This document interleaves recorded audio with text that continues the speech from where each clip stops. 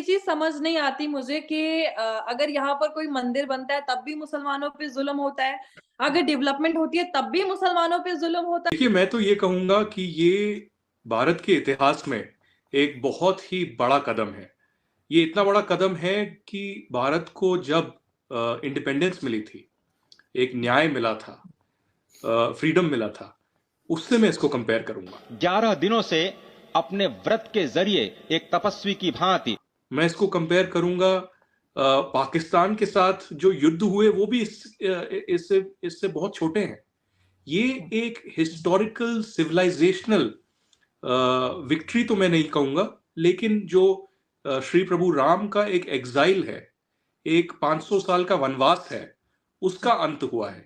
तो वहां पर भी जो इंडिया की का कल्चर और इसकी जो हिस्ट्री है और फिर उसको वहां पे तालीमी अपने निसाब में शामिल किया जाना, वहां पर टेम्पल्स का, जो कि इससे अगर आप कुछ साल पहले चले जाएं तो ऐसा नहीं था वहां। लेकिन हमेशा पाकिस्तान के जो मुसलमान हैं या इंडिया के मुसलमान हैं मुगलों को हीरो समझते हैं, जबकि हिंदू उनको जीरो समझते हैं। इन्वेडर थे, आए, जुल्म किया, बहुत जुल्म किया उन्होंने। थोड़ा सा जुल्म नहीं किया, बहुत ज्यादा जुल्म किया। मैं एग्री करता हूँ, मेरे वो हीरो नहीं है, मेरे हीरो नहीं है। मैं इस पे पहले मैं करेक्शन कर दूं, मेरे हीरो नहीं है वो। मेरी नजर में वो इन्वेडर थे इस लैंड। ये एक बहुत बड़ा पिलग्रिमेज सेंटर बनेगा। मुझे लगता है कि हिंदुस्तान में, भारत में ये एक सबसे बड़ा पिलग्रिमेज सेंटर बनेगा जिसमें लाखों श्रद्धालु आएंगे।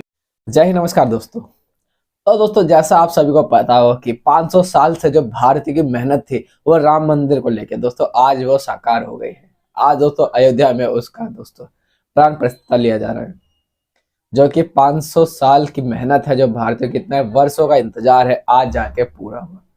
और दोस्तों आज कितने सारे सेलिब्रिटीज, कितने सारे उद्योगपति वहां पे आए हैं दर्शन करने के लिए। और हमारे नरेंद्र मोदी जी कितने प्यारे लग रहे हैं सुनहरे कपड़ों में पूजा करते हुए। और दोस्तों अयोध्या में राम मंदिर का विकास होने से दोस्तों पूरे अयोध्या का विकास होगा। अब उस मंदिर को देखने के लिए कितने सारे टूरिस्ट लोग आएंगे, कितना सारा व्यापार वहां बढ़ेगा। वहां की जो जमीनें हैं वो दोस्तों 1 करोड़ से लेकर 10 करोड़ तक पहुंच गई है। इतनी ज्यादा उसकी कीमत बढ़ गई है। आसपास के दुकानों की कीमत बढ़ गई है, आसपास के जमीनों की कीमत बढ़ गई। मतलब एक मंदिर से जो लोग बोलते थे कि मंदिर बनाने से क्या होगा, मंदिर बनाने से कितना ज्यादा रोजगार मिल गया, उनको ये बताना पड़ेगा। और बड़े बड़े बॉलीवुड के नेता से लेके अभिनेता सारे लगभग वहां पे मंदिर के दर्शन करने के लिए आए हैं। और आने वाले टाइम में वहां का जो टूरिज्म है वो बहुत ही ज्यादा बढ़ जाएगा। और दोस्तों जो मंदिर बना है वो कम से कम 1000 सालों तक मजबूती से टिका रहेगा। तो कितना ही ज्यादा हम भारतीयों के लिए प्राउड की बात है, कितना ज्यादा हमारे लिए वो अच्छी बात है कि इतना बढ़िया चीज हमें इतने सालों में मिला, हमारे इतने सालों की मेहनत इंतजार का फल मिला।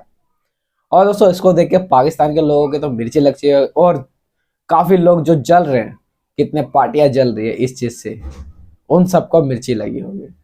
तो दोस्तों आइए देखते हैं कि पाकिस्तान मीडिया का क्या रिएक्शन होता है। अगर कश्मीर की बात मतलब उठती है तो तब भी मुसलमानों पे जुल्म होता है। तो मुझे समझ नहीं आ रहा कि हो किन मुसलमानों पे जुल्म रहा है, क्योंकि हम भी तो मुसलमान हैं, हम पे तो कोई जुल्म नहीं हो रहा है। मंदिर वहां बन रहा है, पाकिस्तान में अलग लोगों की जल रही है, पाकिस्तान में अलग सरकार की जल रही है, पाकिस्तान में अलग पॉलिटिक्स खेली जा रही है। बीजेपी फील्ड में उतरी ही इसी चीज के लिए है कि वो काम करेगी, और उनके मैनिफेस्टो में ही था कि राम मंदिर को बनाना और राम मंदिर की इनॉग्रेशन करना। तो ये बीजेपी के मैनिफेस्टो में ही था।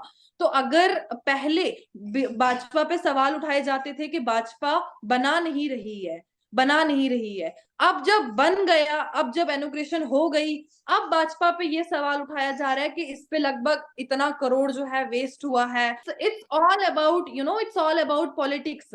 इसमें लोगों को कोई प्रॉब्लम नहीं है, हम कश्मीरियों को कोई प्रॉब्लम नहीं है, और हमें होनी भी नहीं चाहिए प्रॉब्लम। इवन मैंने आपको कहा था कि कश्मीर में भी, कश्मीर के करना तीथवाल इलाके में एक रिसेंटली मंदिर बना, तो उसमें कौन थे? उसमें तो हम लोग ही थे वहां पर जिन्होंने उसकी इनॉग्रेशन की। तब भी तो मुस्लिम भाई खड़े थे वहां पर, तब तो कोई प्रॉब्लम नहीं हुई। तो राम मंदिर की जो हिस्ट्री है ना, वो 15 सेंचुरी से है। वो अभी की नहीं है, हम बोलेंगे आज से या 100 साल 2 साल नहीं, इट्स अबाउट 15 सेंचुरी।